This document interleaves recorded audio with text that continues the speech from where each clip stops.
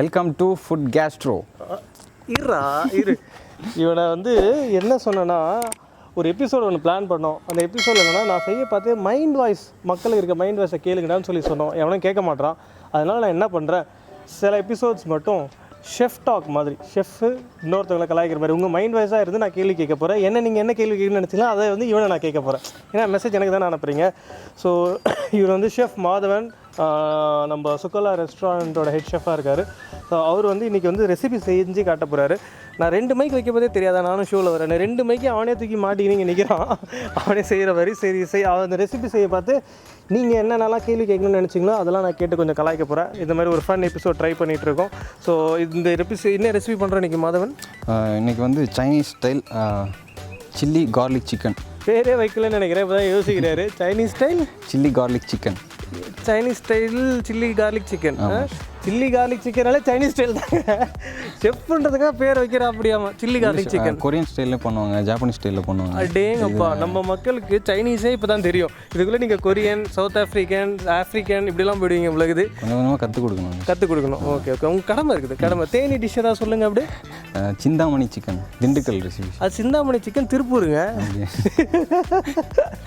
எந்த ஒரு ரெசிபினே தெரியல. இவர் நம்மளுக்கு வேறு திண்டுக்கல் பிரியாணி. ஓகே அது அடுத்த ரெசிபியில் அதையும் பார்ப்போம். ஸோ இவர் வந்து ஏஷியன் ஸ்பெஷலைஸ் பண்ணியிருக்கிறதுனால ஏஷியன் டிஷ்ஷஸ்லாம் நம்மளுக்கு சொல்லி தர போகிறாரு.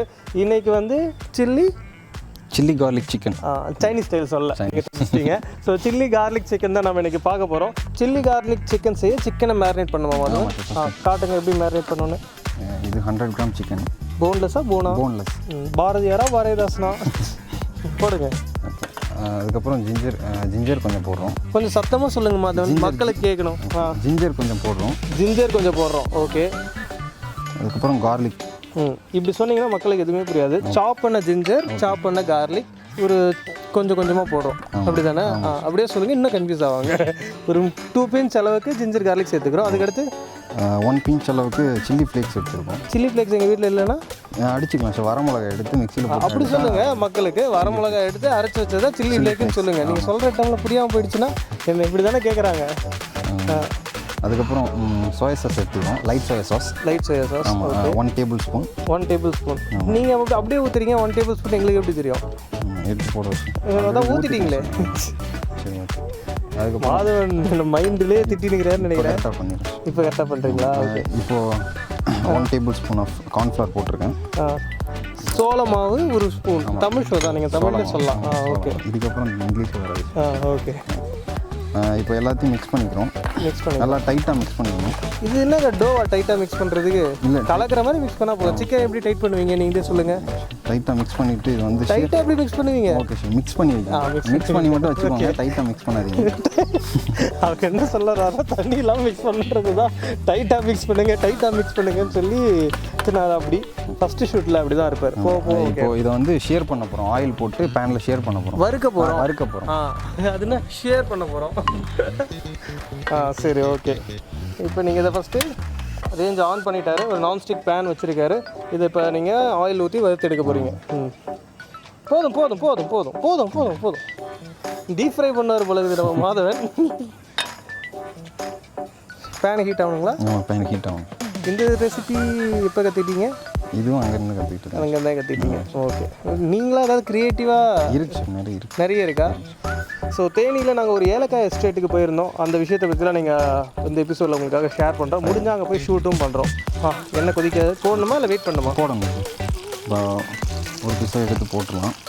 ஓகே. அப்படியே போட்டால் ஸ்டிக் ஆகிடும். ஓகே, பரவாயில்ல. ஓகே. ஒரு பிசா போட்டு ஒருத்தி எடுத்துக்கணும்.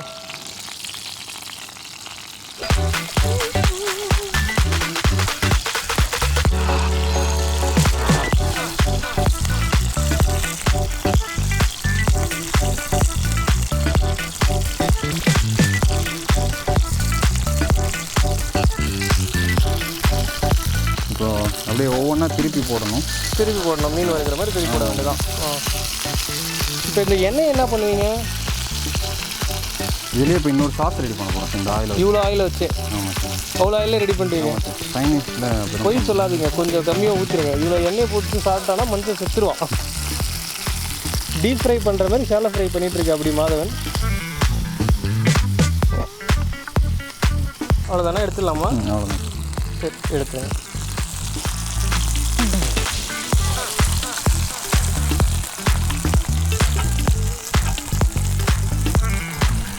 இதே பேனில் தான் சாஸ் அடிக்க போகிறோம். ஆமாம்.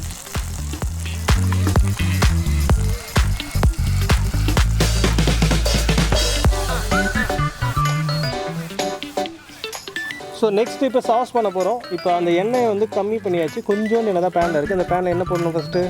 இப்போது நான் ஒரு 4 க்ளவுஸ் கார்லிக் எடுத்துருக்கேன். க்ளவுஸா கார்லிக்கா? கார்லிக் தான். கார்லிக்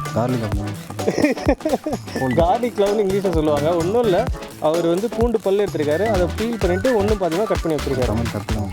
தமிழ் கற்றுக்கணுமா? Okay okay.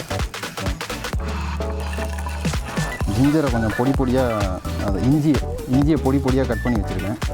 அதை பொடி பொடியாக கட் பண்ணல, நீங்கள் ஸ்கொயர் ஸ்கொயராக கட் பண்ணி வச்சுருக்கீங்க. அது தமிழ் பொடி பொடியான தூளாக இதுதான் பொடி பொடி. ஓகே, நல்லா பொடி பொடி.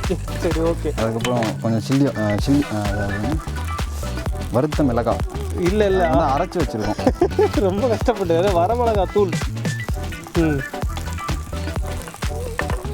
போட்டுட்டு கொஞ்சம் சாத்தி ஆனதுக்கப்புறம், கொஞ்சம் குக் ஆனதுக்கப்புறம், ஆமாம் குக் ஆனதுக்கப்புறம் சும்மா உங்களுக்கு கலாய்க்கிறேன். நீங்கள் சாத்தியனாலே மக்களுக்கு புரியும் இப்போ அந்த டேர்ம் தான். பட் இருந்தாலும் என்ன எல்லோரும் கலாய்க்கிறாங்க இல்லையா, அதெல்லாம் நான் யாராவது ஒருத்தவங்களை கலாய்ச்சி தானே நான் என்ன மனசு சாத்திக்க முடியும். அதனால தான் இந்த விஷயம். இந்த லைட் இறங்குது, கேமராமேன் திட்டுறா, அப்படியே கொஞ்சம் சீக்கிரம் முடிச்சிங்கன்னா. கலர் கேப்சிகம் குடமிளகாய் எடுத்துருக்கேன். எடுத்துருக்கீங்களா? போட்டிருக்கீங்க? எடுத்து போட்டேன். சரி, எடுத்து போட்டேன். தீயுதுங்களே, ஒன்னால தான்டா தீயுதுன்னு மைண்ட் வாய்ஸில் எனக்கு வெளில கேட்குற மாதிரி இருக்குது.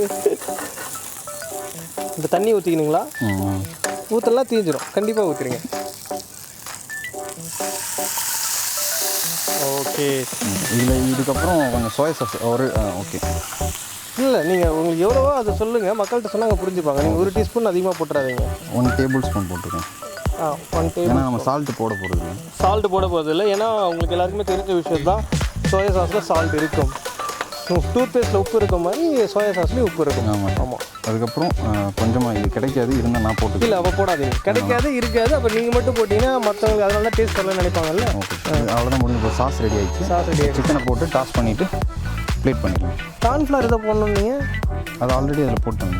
இல்லை, இது சாஸ் திக்காகிறதுக்கு வேண்டாம். அது போட்டு கோட் பண்ணும்போது அது கோட் ஆகிடும். ஓகே ஓகே, போட்டுருங்க. ஆன் பண்ணிக்கோங்க. ஆன் பண்ணிக்கோங்க.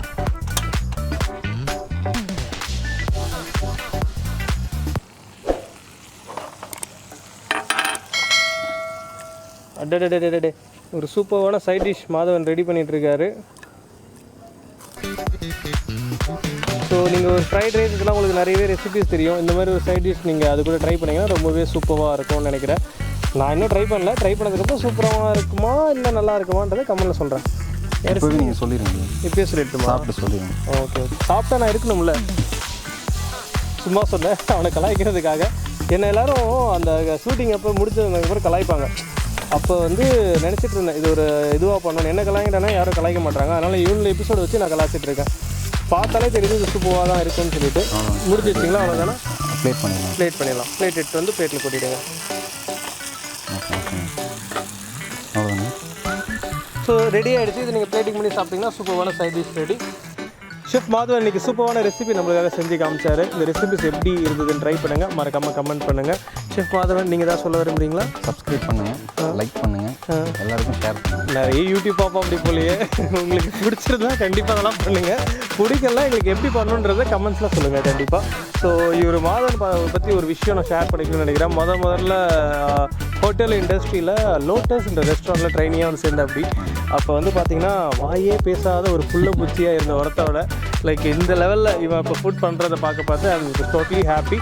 உங்களுக்கு தெரியணுன்றதுக்காக ஒரு சிம்பிள் ரெசிபி பண்ணுறாரு. பட் இருந்தாலும் he knows lot of different recipes specialised in Thai. நல்ல வேலை சொல்லிட்டாரு. ஏன்னா தாய் குசின் லோட்டஸில் வந்து பார்த்திங்கன்னா தாய் ஃபைன் டைனிங் ரெஸ்டாரண்ட் தான் நம்ம வச்சுருந்தோம். ஸோ அந்த குசினில் நல்லா ட்ரைன் பண்ணிட்டு இருந்தார். எக்ஸ்பர்ட் ஷெஃப்ஸ் கிட்ட எல்லாருக்கிட்டையுமே ட்ரைன் பண்ண ஒரு ஷெஃப் தான். ஸோ இதேமாரி நிறைய ரெசிபிஸ் ஏஷியன் செஷனில் ஷெஃப் மாதவனோட நம்ம பார்க்கலாம். Until then, bye from Chef Sarah and Madhavan. சொல்லிட்டாருங்க. பாய். நல்ல வேலை பேசிட்டாரு. பாய்.